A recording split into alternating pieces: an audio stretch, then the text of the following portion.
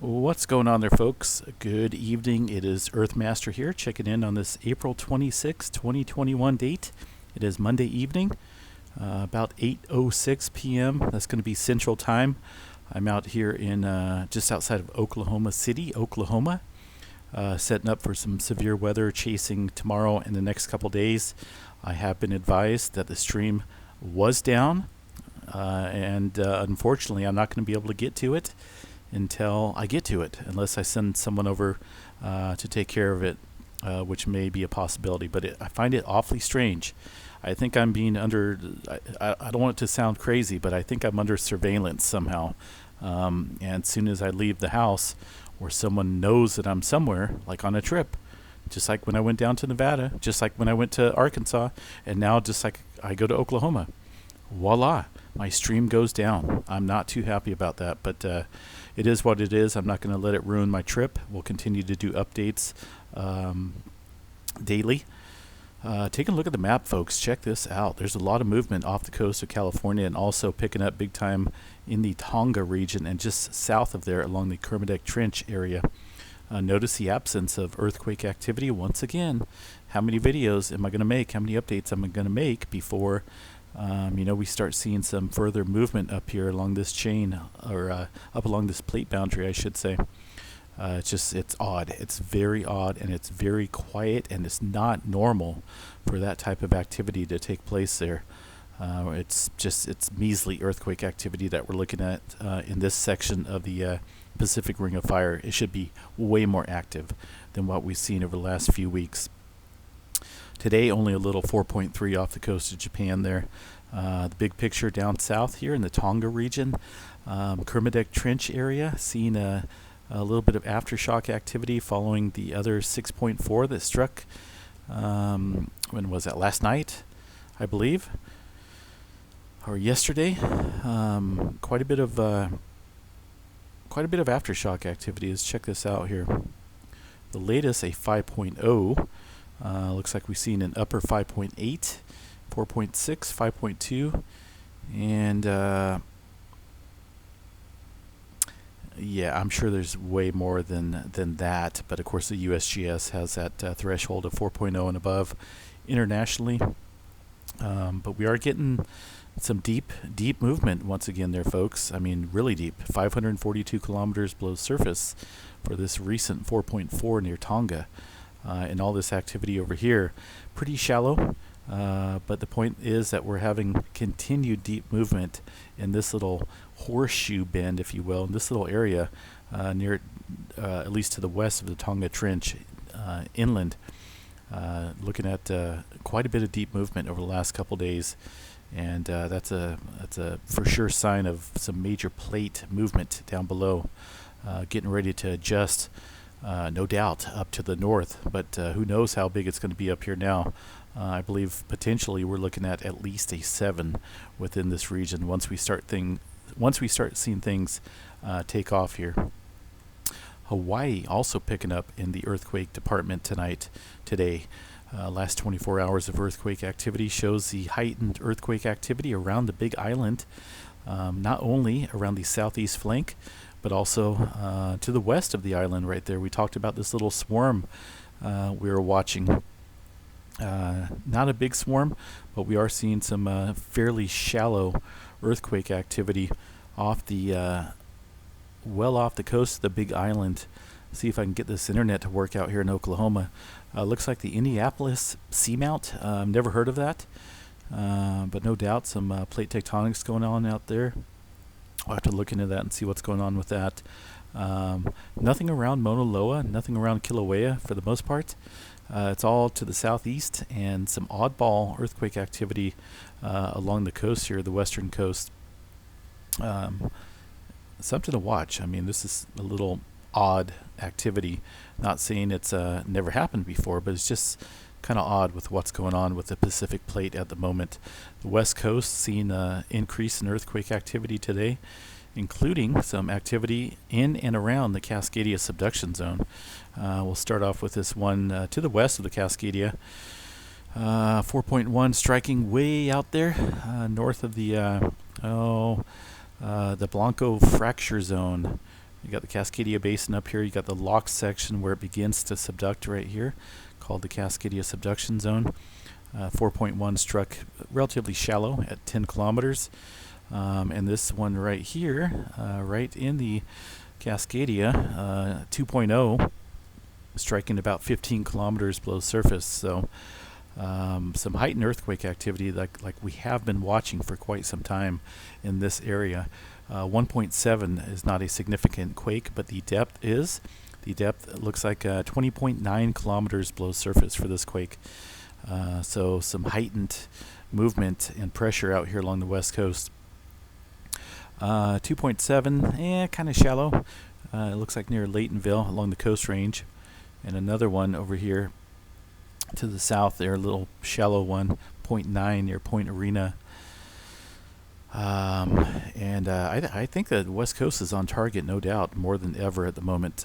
There's a little earthquake near Pacifica, a 1.3 quake, and some further movement along the creeping section of the San Andreas Fault. Southern California kind of rocking and rolling as well. Let's see, make sure I got this at all magnitudes. I'm on a different computer, different microphone, so bear with me.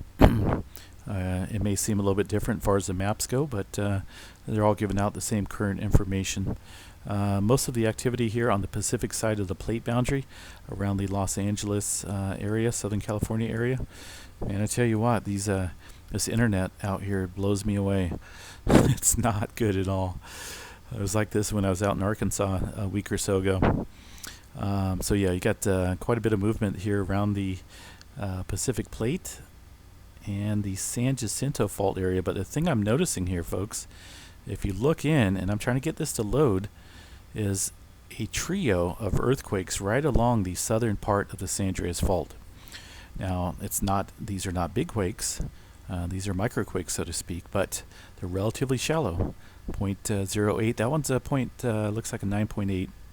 That one's going to be a 2.1. But we are seeing increased activity right along the section of the San Andreas Fault, the southern section. That is not something you want to mess with when it comes to waking that sleeping giant up. A long line of earthquakes here along the San Jacinto Fault area as well. But man, I tell you what, this see where my fault systems here went to U.S. faults. We're kind of missing that. There we go. Bring that in. San Jacinto Fault is this area where this line of earthquakes is happening. Of course, the San Andreas Fault is this red line stretching, a deep dark red line indicating the plate boundary where this trio of earthquake activity is occurring, all the way down there south of the Salton Sea as well. It doesn't take a rocket scientist to see what's going on here with the amount of pressure out here along the west coast, including Lake Tahoe. We're still looking at some earthquake activity in the central part of Lake Tahoe. I flew over that earlier this morning. Just thought about, man, what would happen, how far the tsunami would stretch if there was a 7.0 possible on the North Tahoe fault system. It would not be good for the folks there around the region. It would be devastating. But man, goodness. And for some reason, I am not seeing the, at least on this scale, the North Tahoe fault structure on here. And it should be. I got the U.S. faults. Okay, whatever. We'll deal with it. I know there's a fault system there. We've talked about it in the past couple of videos. So yeah, still kind of watching that area. I think overall the West Coast is on target for some potential significant movement.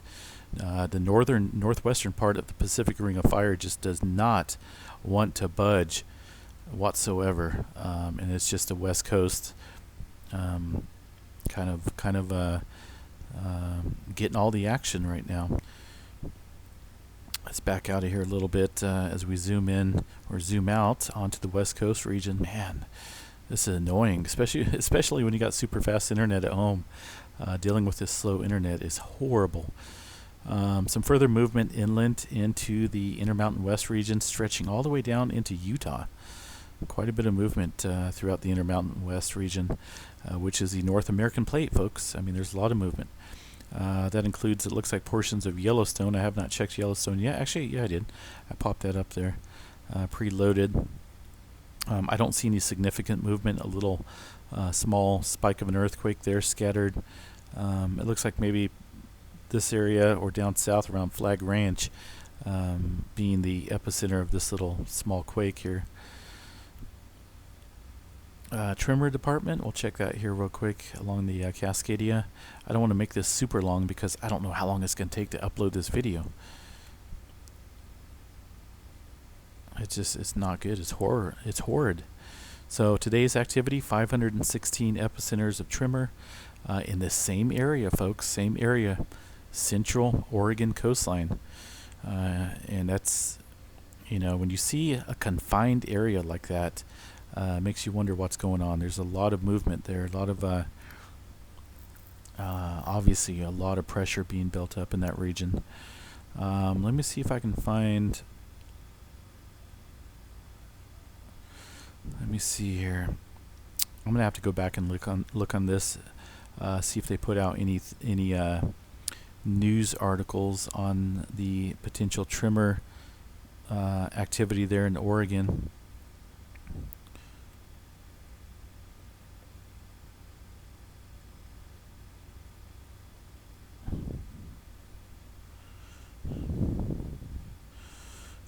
See, they put out these blogs on occasion here, but they were talking about the activity around Seattle.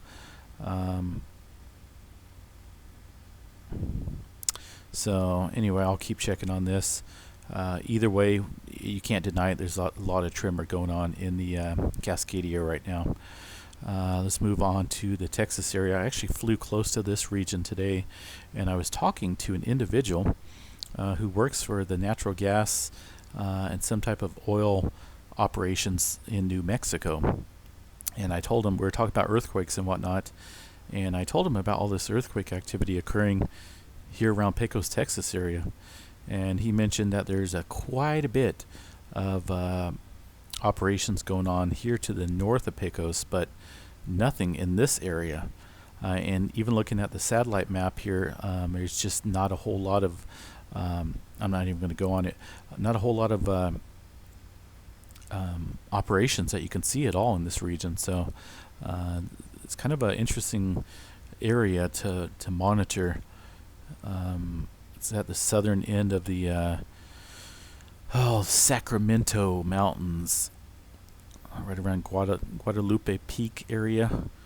But yeah, I thought it was crazy. We had a little discussion about this activity. And in general, fracking operations, throughout Oklahoma and Kansas, how they contribute to earthquake activity. Anyway, yes, I'm going to cut it short, folks. I don't want to go on and on and on and on because I don't want it to take forever to upload. It could be tomorrow morning before it uploads with the speeds they have out here. But so yeah, it's unfortunate about the stream. I will attempt to have someone take care of that. If not, it's going to be a couple days before I'm able to get to it. But we are setting up for severe weather tomorrow in the parts of Texas and Oklahoma area. That's tomorrow. Wednesday, the same. Thursday, we'll figure out what's going on from there. But next couple days, look for some severe weather chasing here.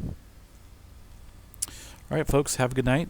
We'll catch you a little bit later. Stay safe out there, everyone. Peace out.